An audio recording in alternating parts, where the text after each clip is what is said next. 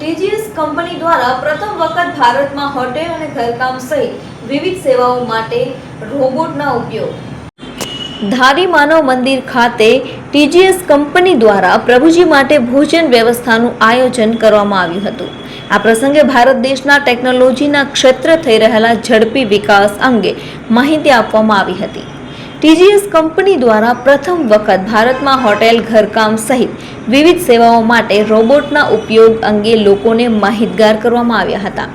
ભવિષ્યમાં અનેક કાર્યો રોબોટ દ્વારા સરળ અને કાર્યક્ષમ રીતે થઈ શકશે તે અંગે વિસ્તૃત સમજ આપવામાં આવી હતી. આ કાર્યક્રમમાં કંપનીના અધિકારીઓ કમલેશભાઈ ક્યાડા અને ઋષિતાબેન લાડોલા સહિત અન્ય મહાનુભાવો ઉપસ્થિત રહ્યા હતા. કાર્યક્રમમાં હાજર લોકોએ આધુનિક ટેકનોલોજી અને રોબોટિક્સ અંગે રસપૂર્વક માહિતી મેળવી હતી. ક્યાડા છે, હું સુરત ગુજરાતથી રહું છું. તો અત્યારે અમારી એક ટીજીએસ નામની જે સેવાકીય જે સંસ્થા છે એના દ્વારા હું અત્યારે ધારી અમરેલી ડિસ્ટ્રિક્ટ અમરેલી ત્યાં હું ધારીમાં માનવ મંદિરમાં જ્યાં અપંગ અંધ લોકો એક નાના લોકોને ત્યાં જે માનવ મંદિર છે તેને હું અત્યારે જમણવાર કરવા માટે એ લોકોને જમાડવા માટે અહીંયા હું ધારી આવ્યો છું છેક સુરતથી. તો આ જે સંસ્થા જે છે ટીજીએસ નામની એ આવા કાર્યો દ્વારા આવા સેવાકીય કાર્યો દ્વારા પોતાનું એક પ્રમોશન કરે છે.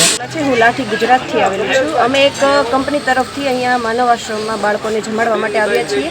જે કંપની અમેરિકા અને યુરોપ જેવા દેશોમાં અલગ અલગ કાર્ય કરે છે. એ પોતાના રોબોટનું પ્રમોશન કરી સેલ કરે છે અને એને રેન્ટ ઉપર આપે છે. જે પોતાનું પ્રોજેક્ટ લઈ અને આપણા ઇન્ડિયામાં આવવા માગે છે એટલે આવા અલગ અલગ કાર્યો કરે છે. કાર્યો કરીને આવા માનવ સેવાના કાર્યો કરી અને પ્રમોશન કરે છે અને લોકો પાસે એનું પ્રમોશન કરાવી એને બહુ સારી એવી ઇન્કમ પ્રોવાઈડ કરે છે. અને અમે ભવિષ્યમાં વધુમાં વધુ આવા પ્રોગ્રામનું આયોજન કરીશું અને વધુમાં વધુ લોકો સુધી આ માહિતી પહોંચાડવાની કોશિશ કરીશું. ધન્યવાદ.